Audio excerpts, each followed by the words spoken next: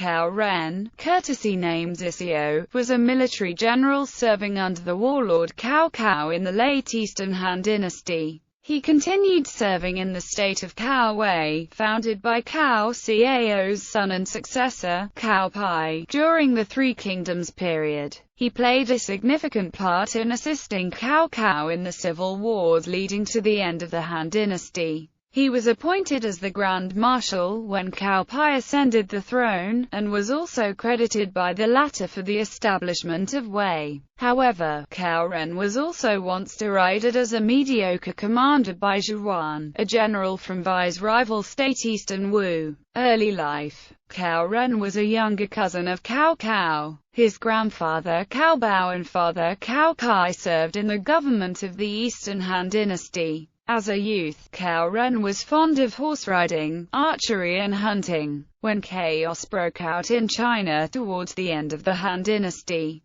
Cao Ren rallied a militia of over 1,000 men and they wandered around the region near the Huai and Xi rivers. Cao Ren and his followers eventually joined Cao Cao around 190 when the latter was raising an army to join the campaign against Dongzhuo. Cao Ren held the rank of a major of separate command under Cao Cao, but he was actually an acting, sharp-edged colonel. Campaigns in central China. Throughout the 190s, Cao Ren followed Cao Cao on various campaigns against rival warlords in central China. He made great contributions in the campaign against Yuan Shu between 197 and 199, when Cao Cao invaded Zhou province from 193 to 194 to attack the provincial governor Cao Qian. Cao Ren was in charge of the cavalry and he led the vanguard. He defeated Cao Qian's general Liu Yu and led his force to rendezvous with Cao Cao's main army at Pengcheng, where they scored a major victory over Cao Qian's forces.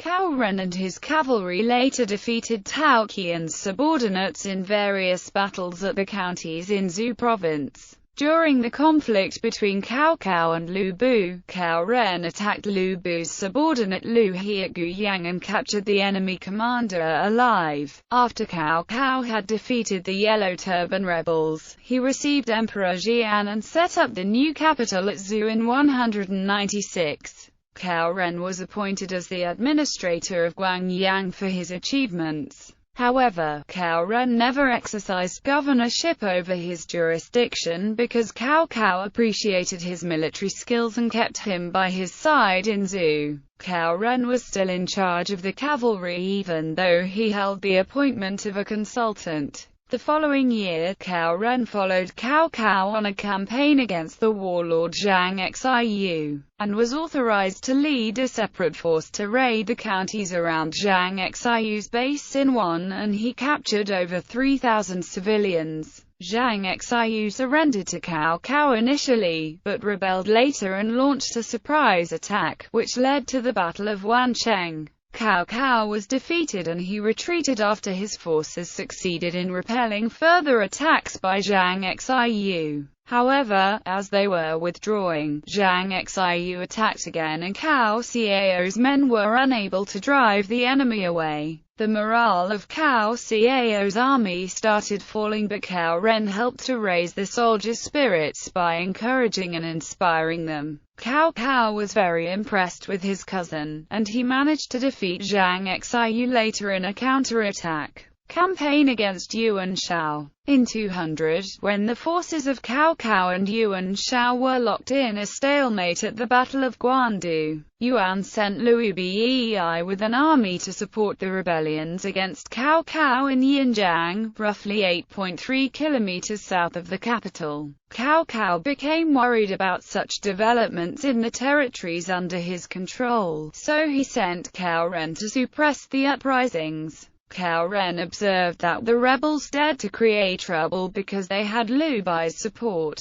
But the men under Liu were newly recruited and inexperienced, so it was not difficult to defeat them. Cao Ren targeted the rebel chief Liu Bai and killed him in battle, and subsequently defeated Liu Bei as well. Yuan Shao attempted to cut off Cao Cao's route to the west by sending Han Meng southwest. Cao Ren responded to the threat by defeating Han Meng at Jiluo Hill. Yuan Shao became afraid and did not dare to send out his troops. Cao Ren and Xu Wan later led a force to attack a convoy transporting supplies to Yuan Shao's camp and destroyed the food supplies. After Cao Cao's victory at Guandu, Cao Ren continued to join Cao Cao in his campaigns against Yuan Shao's heirs in the early 3rd century. During one battle near Hu Pass, Cao Cao gave orders that all the enemy troops would be buried alive after the city fell. However, after several days of siege, Cao Cao's forces were unable to capture the city.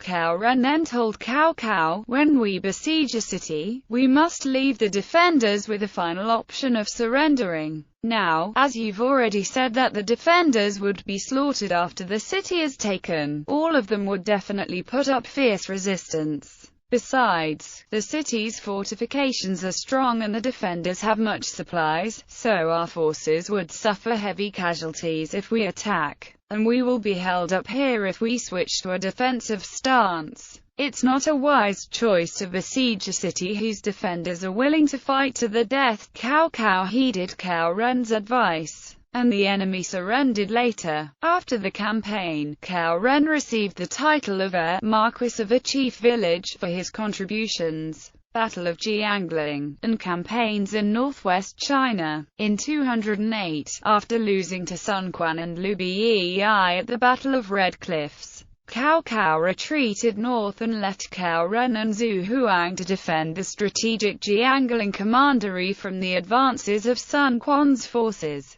which were led by Zhou Yu. Cao Ren serving as acting general who attacks the south. Zhou Yu dispatched a several thousand-strong vanguard to challenge Cao Cao's forces at Jiangling. Cao Ren was aware that his army's morale was low, since they were recently defeated at Red Cliffs, so he ordered his subordinate Niu Jin to lead 300 volunteer soldiers into battle, in the hope that they would display bravery and boost his men's morale. Niu Jin and his men were heavily outnumbered and surrounded by the enemy. Cao Ren's chief clerk, Chen Zhao, turned pale when he saw the situation from the top of the city walls. Cao Ren experienced a surge of fury and courage, so he prepared to go into battle. Chen Zhao and the others attempted to dissuade him from braving danger, but Cao Ren ignored them and led tens of horsemen and charged into the enemy formation. Cao Ren successfully rescued Niu Jin and his surviving men and even turned back to save his remaining soldiers who were still trapped in the enemy formation. Sun Quan's forces retreated.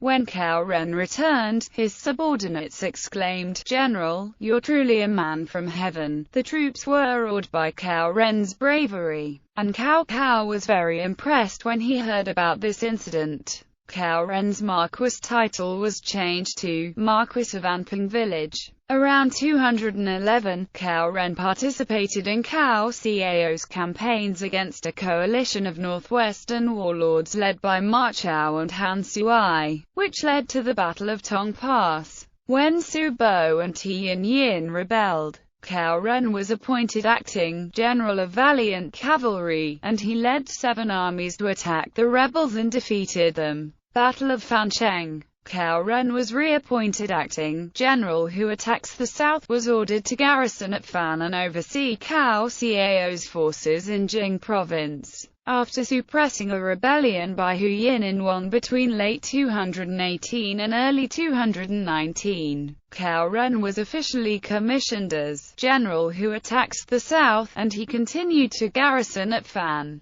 In the autumn of 219, Liu Bai's general Guan Yu, who was in charge of Lu's territories in southern Jing province, led an army north to attack Fan. Cao Cao sent the general Yu Jin to lead 7 armies to resist Guan Yu, but the armies were destroyed in a flood when the Han River overflowed due to heavy rains. Yu Jin surrendered to Guan Yu while his subordinate Pang De refused and was executed by Guan. Cao Ren was left with a few thousand troops to defend Fan. Guan Yu and his forces sailed towards Fan on boats and besieged the fortress.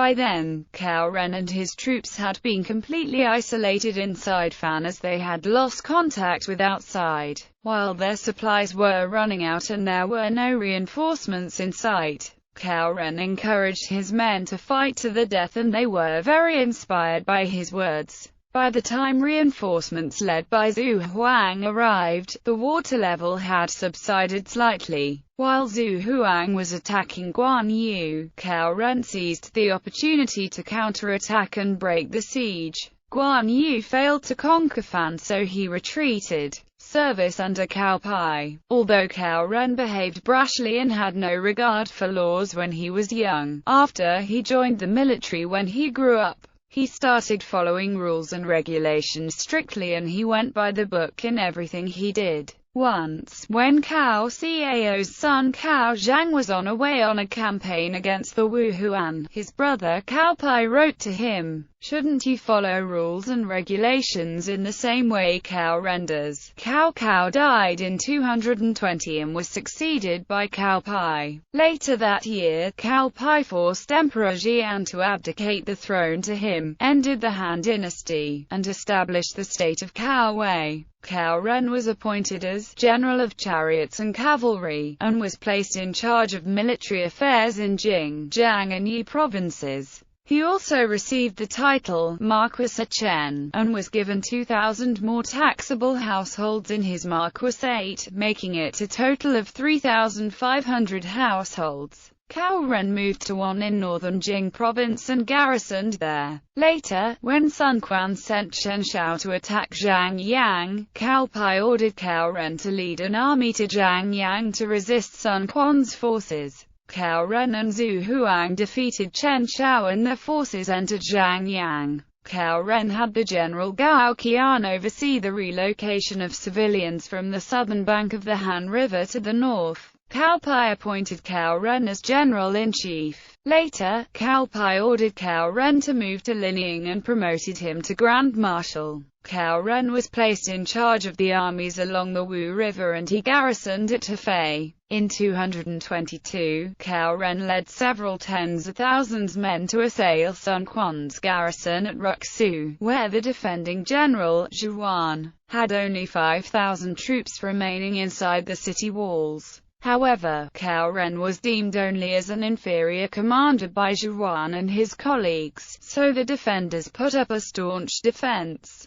Even though Cao Ren had a complete numerical advantage, the war concluded with Zhu Huan as the victor. Cao Ren lost not only over 1,000 men, but also two of his subordinates, Chang Jiao and Wang Shuang. Death. Cao Ren died in 223 at the age of 56. He was posthumously granted the title Marquis Zhong, which literally means loyal marquis. He was best remembered for his bravery and courage, which placed him above Zhang Liao among all of Cao Cao's generals. Family. Cao Ren's grandfather Cao Bao served as the administrator of Yingshuan in the Eastern Han dynasty. Cao Ren's father Cao Cao also served as a palace attendant and Changshui colonel in the Eastern Han dynasty, and was posthumously awarded the title Marquis Mu of Chen by Cao Pai. Cao Ren's younger brother Cao Chun was also a general under Cao Cao. Cao Ren's titles were inherited by his son Cao Tai, who served as general who guards the east and later had his marquis title changed to Marquis of Ningguling. Cao Tai was succeeded by his son Cao Chu. Cao Ren's other sons Cao Kai and Cao Fan also received marquis titles.